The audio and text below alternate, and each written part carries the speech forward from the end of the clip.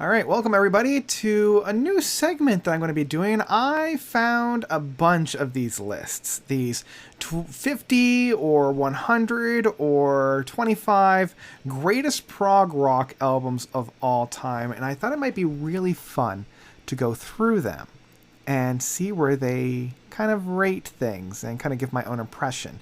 Being the prog rock connoisseur that I am, I thought this would be really interesting. Now, this one has a number of individuals that are written, like have writing credits on this.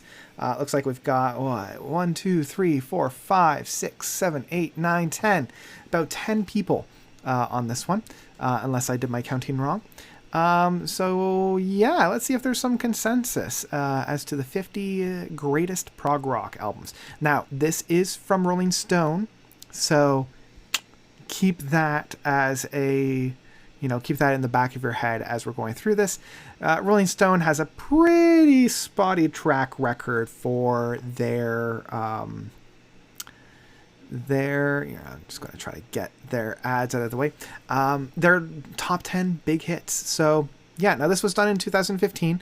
So again, that's another thing that we want to keep in mind. When was this released? When was this written? Because I have a feeling most of these will be skewing pretty prominently to the 70s. So I'm really excited to see which ones we actually got. So let's move on down. Let's see what we got. For number 50, Happy the Man. All right. Interesting. I'm not as familiar with this one. Definitely later on in the 70s, so kind of in the second wave of progressive rock. Interesting for that. Ruins. Okay, a 95 album.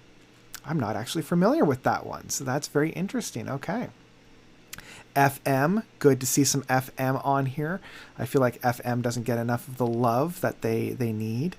Crack the Sky. Okay. I'm not as familiar with Crack the Sky. But sure. Yeah, there you go. Some Carmen. Okay. Again, not as familiar with Carmen. Triumvirat. Okay, glad to see this one on the list. Big fan of Triumvirat. Some good krautrock on here. That's great to see. Probably my favorite album from them. Well, probably Old Love Dies Hard, but it's good to see that this one's on here. Strawbs. Okay, this is where Rick Wakeman kind of got his start. Very good to see him on this one. Okay, good. Electric Light Orchestra, my favorite album from them, 1974. Very good to see that on here. Meshuggah. Okay, I would agree to that. I'm glad to see some Sugar on here. That's very good. Okay, some Yeti. Amandu. I believe this one is more of like the Zool or avant-garde, like rock in opposition. Good to see that. The Soft Machine third. Okay. Good. So we're getting a good smattering of these. Good to see some Porcupine Tree. I think that this is much too high on the list. I would put this one much closer to, the top maybe 15. But it is good to see, the recognition on here. Gong. Good to see some Gong. Not as familiar with Gong as I really should be, but there you go. All right, Marillion, Clutching at Straws. Very good. Some good neo-prog on here. Many people would consider this one their best within the Fish era. It's good, It's probably my third favorite of theirs.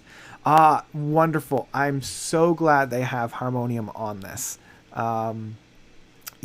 I believe this one is like the 5 Seasons. Love this record. Canadian French rock.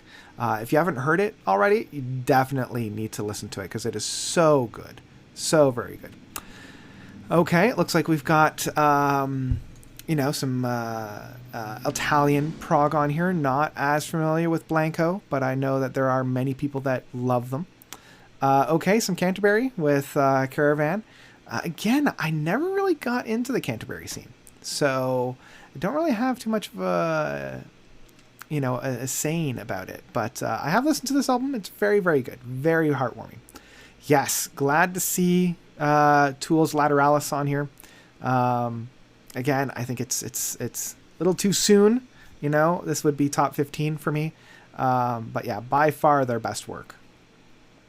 Kansas Leftoverture. Yeah, this would be kind of a little bit of a hotly debated one, whether or not it's actually a prog album. But yeah, this is in the later kind of era. This is where, again, Kansas, Boston, ELO, yeah, a lot of those albums are being written. So, yeah. Renaissance, Ashes Are Burning, great folk rock. Yeah, great stuff. I think I like Sherzad a little bit more than Ashes Are Burning, but still a very good record. Still a very, very good record. Okay, UK, one of the first supergroups with Bill Bruford, John Wetton, and then a few other individuals. Yeah, great stuff. A lot more jazzy. I think this is one of the better kind of prog supergroups, I think. Yeah, and I think it does its job really, really well. Good to see Dream Theater. This is my favorite album of theirs, probably their best work. So very glad to see this one on there. Absolutely deserves to be on here. Again, I think it's a little too high.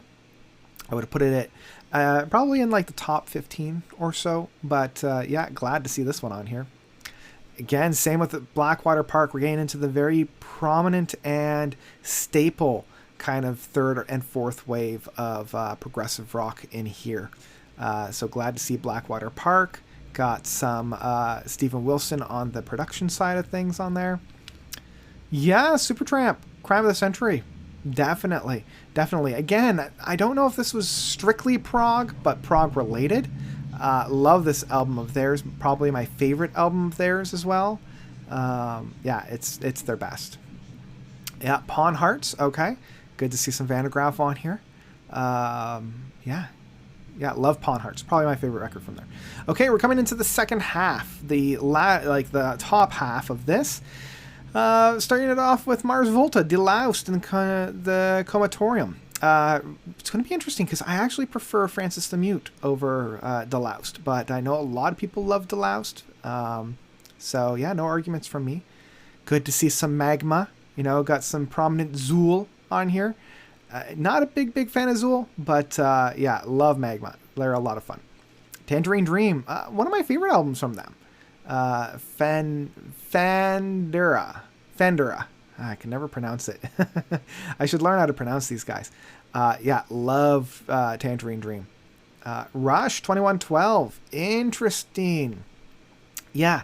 Not my favorite Rush album, which I know, shocker. I like some of the albums that came afterwards, like Farewell to Kings and Hemispheres. Much more proggy in approach, especially like the B-sides on there. I found like the second side of 2112 is fine, but not great. Definitely much more of later albums that they get a lot more proggy. Good to see some Camel, Mirage. Interesting that they chose Mirage. Like, definitely there's the 3 album punch of Mirage, Mood Madness, and the Snow Goose. So very glad to see this one on there. King Crimson's Lark's Tongue. So far we haven't had any double ups. So it'll be very interesting to see if there are going to be other double ups, because there's one album from them in particular that I wouldn't be surprised was number 1. And Lark's Tongue, okay. Interesting. Again, I know people love Lark's Tongue. It's not my favorite from theirs. But yeah, so we'll see if there's anything else. Okay, some PFM. Yeah, got some Italian prog on here. That's good to see. Frank Zappa and the Mothers, One Size Fits All. Absolutely. No arguments for me on that one. Tubular Bells, absolutely. Okay, we're getting into like the staple prog stuff, so we're going to see how much overlap we have for later on when we get to more records and whatnot. So yeah, Tubular Bells, Gentle Giant, Octopus, absolutely. The first, and we'll see if it's the only one. I personally prefer Three Friends, but good to see some Octopus on here. Our first double up, King Crimson's Red. Yep. I kind of thought like, oh, if they have Lark's Tongue, would they have Red? So good to see Red on here. First introduction for Genesis at number 14. Okay, yeah, Supper's Ready. I know a lot of people would put this at number 1, but yeah, we'll see if they have any more. Okay, yeah, Pink Floyd Animals, absolutely. First one from Pink Floyd. Good to see. Emerson, Lake and Palmer's, Brain Salvage Surgery. Can't deny that one. I think that's great.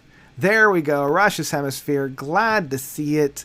Happy to see it. Yeah, I fully agree. Absolutely. Okay, our first one from Yes with Fragile. Probably their most famous record. We'll see if Close to the Edge comes on more, because I think that one's a little bit more proggy. Second one from Genesis, Lamb Lies Down on Broadway. Yeah, last one with Gabriel on it. Oh, another one from Can. Interesting. Future Days. Very good. Okay. Thick as a Brick, number 7. Yeah, I think a lot of people would even put this at number 1, but number 7's pretty good. My favorite album of all time. It hurts me not to see it in the top 5, but there you go. I wonder if this is going to be the last Genesis album. There's a few more that I would even put in the top 10, but we'll see. Okay, so... Okay. I would have always thought that Close to the Edge would be within the top... Well, it is within the top 5 at number 5. But I'm very curious then what we have at number 4, 3, 2, and 1. Wish You Were Here? Okay. That makes sense. Okay, sure. I can get that one. Moving Pictures, interesting. Not necessarily my favorite of theirs. But, yeah. Yeah, I think that's okay. That's okay.